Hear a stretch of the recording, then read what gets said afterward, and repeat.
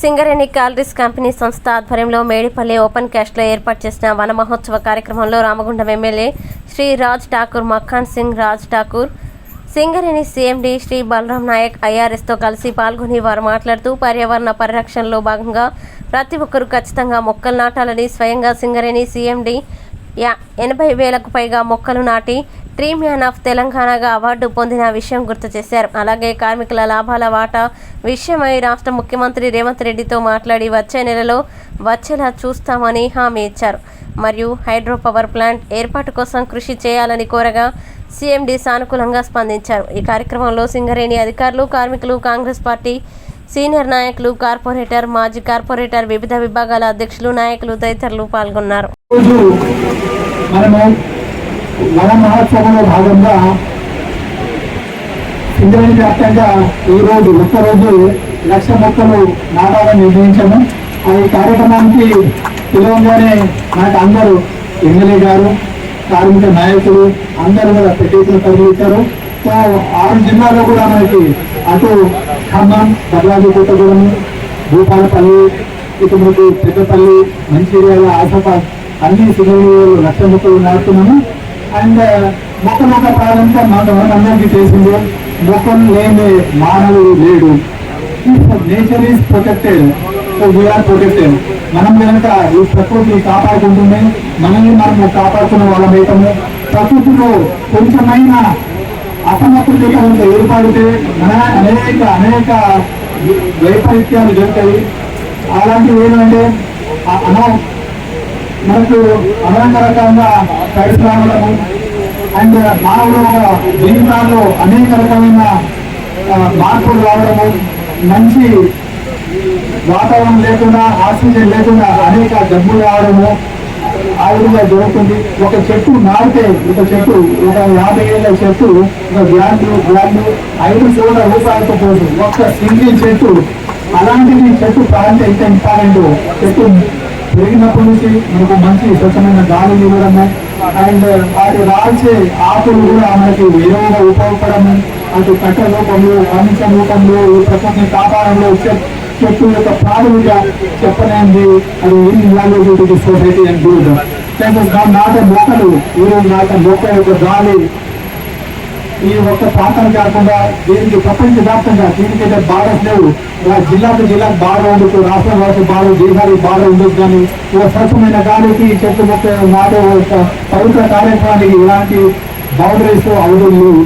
అందుకోసం ప్రతి ఒక్కరు ఇందాక మనకు సిపి గారు అనేక మనకు భారతదేశం 135 కోట్ల మందిలో ప్రతి ఏడాది ఒక్కొక్క మొక్క నాటిన ఎంతో మనకు బాగా భారతదేశం అనుకో 30% కానీ దానికంటే ఎక్కువ అందులో పెంచగలిగితే మనకు ఆరోగ్యాలు అందరూ బాగుంటాయి. అండ్ తర్వాత జగత్ ప్రసాద్ గారు, సీతారామన్ అందరూ తెలుసు. మా కొత్త సీఎం గారు వస్తారు. సీఎం గారిని అదే మాది ఆర్జీతూ సీఎం గారిని ఇక్కడ ఉన్న అధికారులు అందరూ కూడా నేను కోరుతా ఉన్నా, స్వయంగా మీ యొక్క నగరం ఇది, ఈ నగరాన్ని పారిశుద్ధ్యంతో పాటు పచ్చగా, దాంతో పాటు కరకలతో అందంగా బ్యూటిఫికేషన్ చేసే బాధ్యత మీది.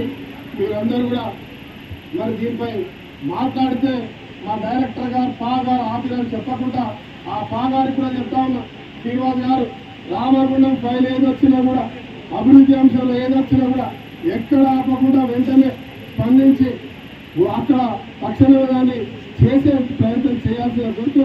మరి ఇక్కడ ఈరోజు చెట్లు మాట్లాడుతూ ఉన్నాం.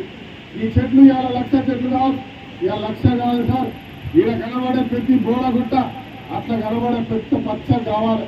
ఇవాళ లింగాపూర్ జీవితాలు మొగ్గురైపోయినాయి, వాళ్ళు చీకటి మయమైపోయినాయి.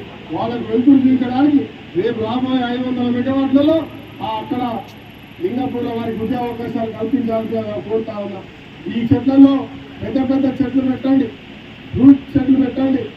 అదే మాదిరిగా మనం కొత్తగా వచ్చిన ఓజిపి వైపుతో కూడా పూర్తిగా పైకి వచ్చి దుమ్ము లాగొస్తాం. దాని ద్వారా అక్కడ చెట్లు పెడితే పూర్తిగా అది పెద్ద చెట్లు పెట్టగలిగితే నిజంగా ఈ ప్రాంతంలో కాలుష్యాన్ని కాపాడుకునేటువంటి మనకు అవసరం కూడా ఉంటాయి. కాబట్టి దానిపై కూడా పూర్తి మరి పెట్టే కార్యక్రమాన్ని ఆలోచన చేయాలని చెప్పి తెలియజేస్తూ సీఎండీ గారు కోరుతున్నాం. సార్, ఉత్పత్తితో పాటు కొంచెం ఈ యొక్క జరిగే యాక్సిడెంట్ల మీద శ్రద్ధ పెట్టాలి.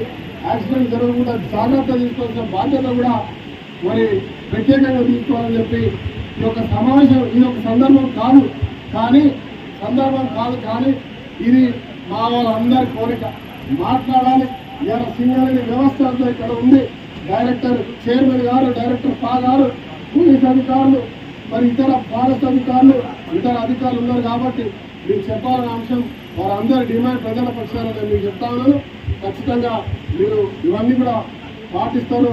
మా రామగుండానికి పూర్వవైపు తీసుకొస్తారనే నమ్మకం నాకుంది. ప్రభుత్వం మీకు సహకరించడానికి సిద్ధంగా ఉంది.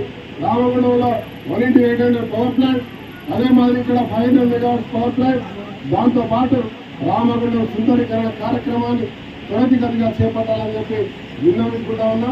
అదే మాదిరిగా సార్ మా రామగుండం ట్రాన్స్పోర్ట్ సార్ ఇక్కడ చదువుకున్న వాళ్ళు పేదవాళ్ళు 1-2 లక్షల రూపాయలతోటి ఆ లారీలు కొనుక్కుంటారు. లారీలు కొనుక్కొని వాళ్ళు నడుపుతూ ఉంటారు. కానీ వాళ్ళకి ట్రాన్స్పోర్టేషన్ ఇదివరకు సింగరేణి ద్వారా ఉండేది. ఇప్పుడు అది లేక దాదాపు ఒక 10,000 మంది దాన్ని ఆధారపడి నడిపేవాళ్ళు ఇలా నిరాశులైన రోడ్ల మీద ఉంటున్నారు. వాళ్ళ లారీలను గుంటపై